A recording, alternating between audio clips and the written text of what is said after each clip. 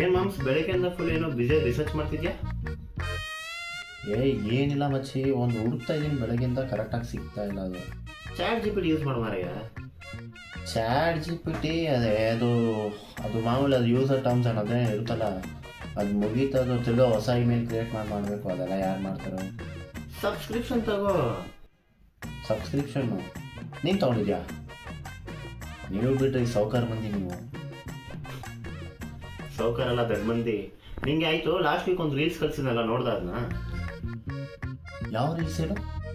Chat G P ಟಿದೊಂದು. ಯಾವುದೋ ಕಳಿಸಿದ್ದೆ, ಅದು ಸೇವ್ ಮಾಡಿ ಇಟ್ಕೊಂಡಿದ್ದೆ. ನಾನು ಹೇಳ್ದೆ ಅಲ್ವಾ ಅದು ಸಡೆ ಪೀಸ್ ಅಂತ.